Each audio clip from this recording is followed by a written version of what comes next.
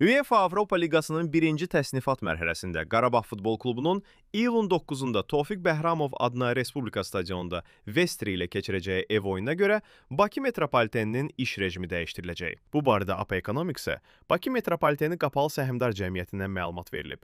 Bildirilib ki, oyun ərəfəsində yaxınlıqda yerləşən Gənclik stansiyası Bakı metropoliteni Qapalı Səhmdar Cəmiyyətinin kütləvi tədbirlərlə əlaqədar əməliyyat planına uyğun olaraq gücləndirilmiş rejimdə fəaliyyət göstərəcək.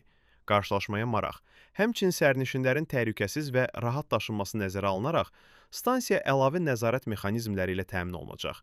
Bu məqsədlə növbətçilik cədvəli tərtib edilməklə köməkçi işçi qüvvəsi cəlb olunacaq. Əsas diqqət sərnişinlərin, xüsusilə maçdan sonra stansiyada hərəkət istiqamətini rahat müəyyən etməsinə yönəldiləcək. Həmçinin Nərimanov və 28 may stansiyalarında da ehtiyat tədbirləri görüləcək. Qatarlar gün ərzində yay qrafikinin iş günləri cədvəli əsasında hərəkət edəcək. Zərurət yaranarsa, ehtiyat qatarlar xəttə buraxılacaq. Qarşılaşma başa çatandan sonra qatarların hərəkəti Gənclik stansiyasının iş rejimi nəzərə alınmaqla xüsusi qaydada tənzimlənəcək.